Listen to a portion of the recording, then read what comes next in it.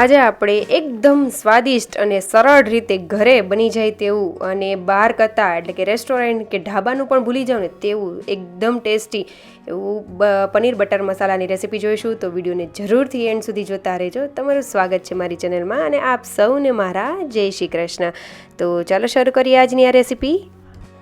તો સૌથી પહેલાં આપણે થોડી પ્રિપેરેશન કરી લેશું અને તેના માટે મેં અહીંયા 3 નંગ જેટલા ટમેટાં લીધેલા છે. તેને આ રીતે રફલી એવા કટ કરી લેશું.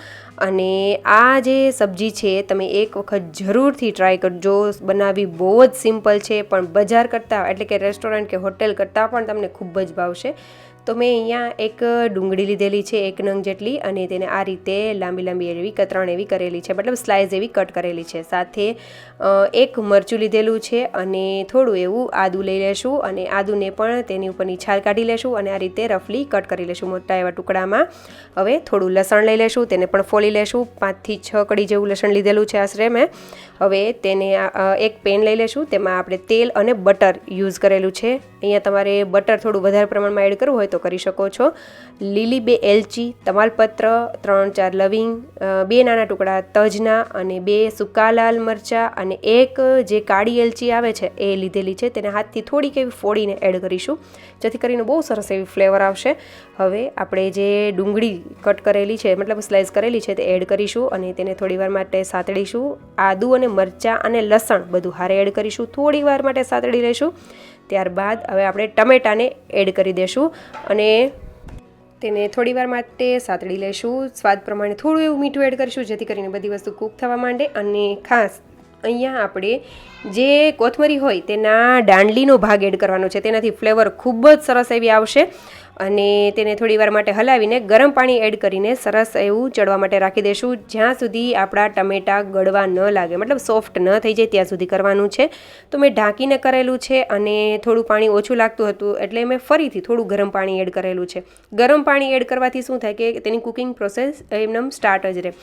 હવે આપણે આ સરસ એવા ટમેટાં સોફ્ટ થઈ ગયા છે, તો તેને હવે આપણે એક બાઉલમાં કાઢી લેશું અને કમ્પ્લીટલી ઠંડા થઈ જાય ત્યાં સુધી રહેવા દેવાના છે. તો તેમાંથી હવે અત્યારે માત્ર તમાલપત્ર અને જે મરચાં મેં સૂકા લીધેલા છે તેની ઉપરનો ડીટીયાનો ભાગ હોય તે મેં કાઢેલો છે, જેથી કરીને પીસવામાં કંઈ પણ થોડું મોટા એવા દાંડલી કે એવું ન રહી જાય એટલા માટે. અને સાથે કાળી જે એલચી હતી એ મેં કાઢી લીધેલી છે. બસ આ 3 વસ્તુ જ મેં કાઢેલી છે, બાકી બધું એમનેમ રહેવા દેવાનું છે. તેની ફ્લેવર ખૂબ જ સરસ એવી આવશે. હવે મેં થોડી એવી ડુંગળીને રફલી કટ કરેલી છે, એટલે કે બારીક એવી ચોપ કરી લીધેલી છે. આદું, લસણ અને મરચાં બધું વસ્તુ બારીક એવી ચોપ કરેલું છે. અને મેં અહીંયા આશરે 250 ગ્રામ જેટલું પનીર લીધેલું છે. તો પનીરને 200 ગ્રામ જેટલું પનીર છે તે મેં લાંબુ કટ કરેલું છે અને 50 ગ્રામથી ઉપર થોડું એવું પનીર છે તેને મેં આ રીતે નાના પીસીસ કરીને જે આપણે ટમેટાને બધું બનાવેલું છે, મતલબ જે કૂક કરેલું છે તેમાં મેં એડ કરી દીધેલું છે. હવે એને સાઈડમાં રાખી દઈશું અને આપણું જે પનીર આ રીતે કટ કરેલું છે તમે જોઈ શકો છો, આ રીતે પીસીસ કરેલા છે. તમે અહીંયા ટ્રાયેંગલ કોઈ પણ શેપ આપવો હોય ને આપી શકો છો, ક્યુબમાં પણ કટ કરી શકાય. તો પનીરમાં આપણે કાશ્મીરી લાલ મરચું, હળદર અને કસૂરી મેથી એડ કરીને આ રીતે ટોસ કરી લેશું, એટલે કોટિંગ સરસ એવું થઈ જાય, ભાંગે નહીં એ રીતે આપણે કરી લેશું. તો સરસ એવું મેરિનેટ થઈ ગયું છે, તેને સાઈડમાં રાખી દઈશું 10 થી 15 મિનિટ માટે, જેથી કરીને તેમાં અંદર બધી ફ્લેવર એડ થઈ જાય. હવે આપણે ટમેટાને બધું સરસ એવું ઠંડુ થઈ ગયું છે, તો તેમાં કાજુ એડ કરીશું. મેં ગરમ પાણીમાં પલાળી દીધેલા હતા 10 થી 15 મિનિટ માટે અને સરસ એવા સોફ્ટ થઈ ગયા છે. સાથે મગજતરીના બી 1 ટેબલસ્પૂન જેટલા મેં એડ કરેલા છે, તે પણ આમાં એડ કરી દઈશું અને આ ગ્રેવીને સરસ એવી આપણે ગ્રાઇન્ડ કરી લેશું. તો અહીંયા જે આપણે પનીર અને કાજુ અને મગજતરી એડ કરેલા છે ને તેનાથી બહુ જ સરસ એવી ક્રીમી એવું આ શાક બનીને તૈયાર થશે. એક વખત જરૂરથી ટ્રાય કરજો, બહુ સરસ એવું લાગે છે આ શાક. હવે આપણે પેસ્ટને સાઈડમાં રાખીશું અને જે પેન છે તેમાં મેં બટર વધારે પ્રમાણમાં લીધેલું છે અને સાથે થોડું એવું તેલ એડ કરેલું છે. હવે તેમાં આપણે પનીર જે છે તે સરસ એવું મેરિનેટ થઈ ગયું છે, ફ્લેવરફુલ થઈ ગયું છે, તો તેને એડ કરી દઈશું અને લો ફ્લેમ ઉપર થોડીવાર માટે તેને સાતળી લેશું. અહીંયા પનીરને થોડીવાર માટે જ કરીશું. ધ્યાન રાખવું કે તે બળી ન જાય, મતલબ મસાલા આપણે મેરિનેટ કરેલા છે તો તેની સ્મેલ મતલબ બળી જાય એવું ન થાય. તો થોડીવાર માટે જ કરી લેશું, 2 થી 3 મિનિટ જેવું ઉપર નીચે કરીશું એટલે સરસ એવું થઈ જશે. હવે આપણે તેને કાઢી લેશું, જેથી કરીને થોડીવાર માટે કરીશું તો ચવડ પણ નહીં રહે. અને હવે જે તેલ મતલબ કે બટરને બચ્યું છે તેમાં મેં થોડા 2 થી 3 લવિંગ જીરું અને તમાલપત્ર એડ કરેલું છે, અને સાથે મેં લીલી એલચી પણ એડ કરેલી છે. અને એ થઈ જાય એટલે આપણે લસણ, આદું અને મરચાં તમે જોઈ શકો છો એ એડ કરી દઈશું અને સરસ રીતે આ રીતે સાતળી લેશું. આ રીતે કરવાથી ખૂબ જ સરસ એવી ફ્લેવર આવે છે અને ટેસ્ટ પણ વધી જાય છે. પણ અહીંયા એક વાતનું ખાસ ધ્યાન રાખવું કે આગળ આપણે પનીર જે સોતે કરેલું છે, મતલબ કે ફ્રાય કરેલું, તેનો પણ મસાલો છે એટલે બળી જવા ન કરે, એટલે લો ફ્લેમ ઉપર કરવાનું છે અને સરસ એવું સ્મેલ આવે ત્યાં સુધી થઈ જાય. પછી આપણે ડુંગળી એડ કરીશું. ડુંગળીને પણ થોડી વાર માટે ચડવા દેશું, મીઠું એડ કરીને થોડું, અને તે પણ સરસ એવી થોડી ગોલ્ડન બ્રાઉન થાય ત્યાં સુધી કરી લેશું. ત્યારબાદ કાશ્મીરી લાલ મરચું, ધાણા જીરું પાવડર અને હળદર પાવડર એડ કરીને સરસ રીતે સાંતળી લઈશું. થોડું એવું સરસ એવું સતળાઈ જાય પછી આપણે જે ગ્રેવી બનાવેલી છે તે એડ કરી દઈશું અને એકદમ સરસ રીતે મિક્સ કરી લેશું. આ ગ્રેવીને ફાઇન એવી ગ્રાઇન્ડ કરવાની છે જેથી કરીને બહુ સરસ એવું થશે. હવે જે મિક્સર જાર છે તેમાં મેં ગરમ પાણી એડ કરીને આ જે ગ્રેવી છે તેમાં એડ કરી દીધેલું છે, જેથી કરીને તેની કુકિંગ પ્રોસેસ જે છે તે સ્ટાર્ટ રહે. હવે હલાવીને તેને ઢાંકીને કરીશું, કારણ કે તેમાંથી છાંટા વધારે ઉડે છે આમાંથી. તો થોડીવાર માટે ઢાંકીને રાખીશું. વળી થોડીવાર પછી તેને હલાવીને વળી પાછું ફરીથી ઢાંકીને રાખી દઈશું, જેથી કરીને ગ્રેવી સરસ એવી થતી જાય.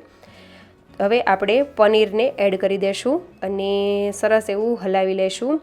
તો તમે જોઈ શકો છો આપણી ગ્રેવી કઈ રીતની બની છે. અહીંયા તમને એવું લાગે કે ગ્રેવી વધારે થીક થઈ ગઈ છે તો તમે થોડું ગરમ પાણી એડ કરીને પણ એડજસ્ટ કરી શકો છો. હવે આપણે લાસ્ટમાં તેમાં ગરમ મસાલો, કસૂરી મેથી અને એ એડ કરી દઈશું. અહીંયા મેં ક્રીમ એડ નથી કરેલું, પણ તો પણ સરસ એવી ક્રીમી થશે. તમારી પાસે ન હોય તો સ્કીપ પણ કરી શકો છો. ઇનકેસ તમારે જો દૂધની મલાઈ એડ કરવી હોય ઉપરથી તો પણ કરી શકો છો. હવે મેં નથી કર્યું. હવે આપણે સ્વાદ પ્રમાણે ચાખીને મીઠું એડ કરી દઈશું અને બધી વસ્તુને સરસ રીતે હલાવી લેશું. અને લાસ્ટમાં મેં 1 થી 1.5 ચમચી મોટી એવી બટર એડ કરેલું છે. બહુ સરસ એવું થઈ જશે, ફ્લેવરફુલ એવું.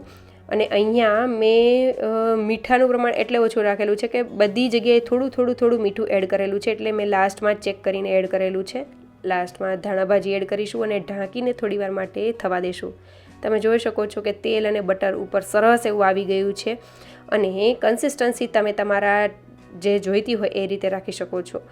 ખૂબ જ ફ્લેવરફુલ એવું આ પનીર બટર મસાલા સબ્જી બનીને તૈયાર થાય છે. એક વખત જરૂરથી બનાવજો, તમને રેસ્ટોરન્ટ કે ઢાબાની ભૂલી જાઓ ને એટલી મસ્ત એવી બને છે.